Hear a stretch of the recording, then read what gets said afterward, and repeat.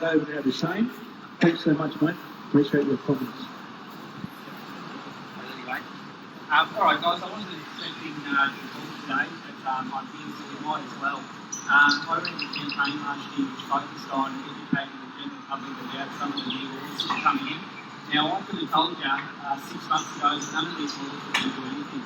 That was because deterrent sentencing does not work, but also, why we're gathered here at the front of the courthouse today is because the magistrates and the judges opposed these laws. They told the LNP government last year, at the big body, the Queensland Law Society told the government they do not support tougher sentencing laws. So no surprise the magistrates and the judges are not supporting them inside the courtroom. So, these new laws that come in, they sounded good, cool slogan, everyone voted for them, adult crime, adult time, all of that, but we're not seeing people do adult time because the judiciary opposed them.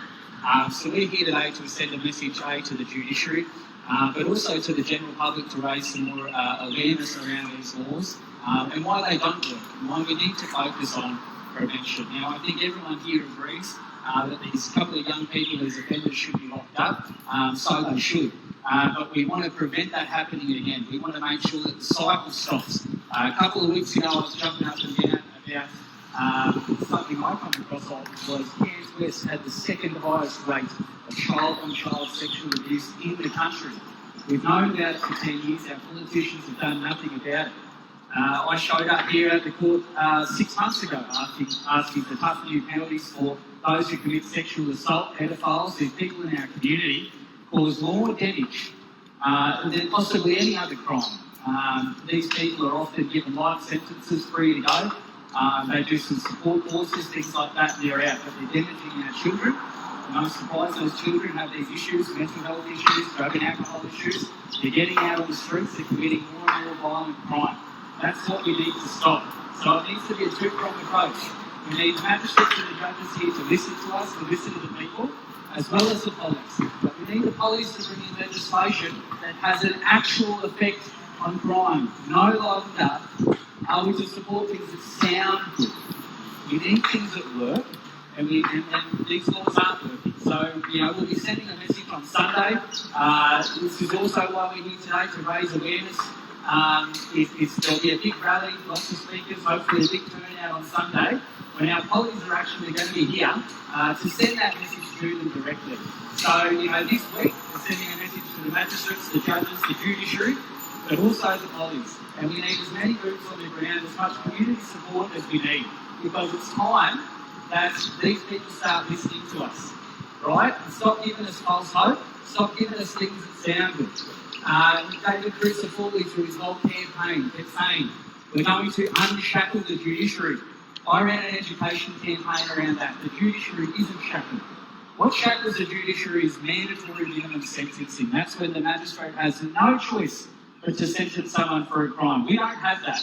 Now, I don't expect Crucifulli to do a backflip and start introducing that stuff now, but maybe he's got to think about it. Maybe he's got to start thinking about introducing some of these things. Because what's happening isn't working, and I think it's very, very clear. I know there's a few people out there in the comment section on Facebook that suggest, well, you know what, we need to... I just lost what I was thinking about. Anyway, it happens. But anyway, we're here to send a message today to a lot of people in our community. I think there's a lot of people hurting. That's why we're all here. We all have different views, different opinions, different solutions, and things like that. But I think the powers that be, the people that are paid to do something about this stuff should do it. And that's what we're here to motivate. But also here to try and educate, because we don't want to see this happen again.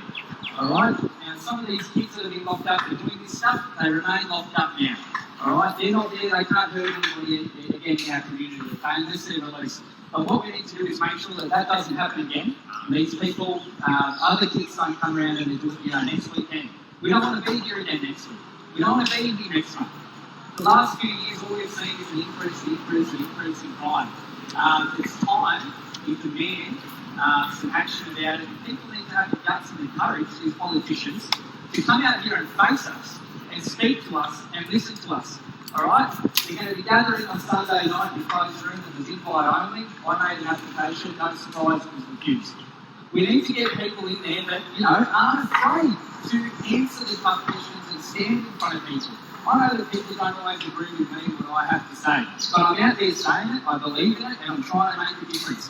I don't get paid. I walk the streets with these kids. I sat down with council, again, 6 months ago. I asked every single leader in this community to join me on the streets.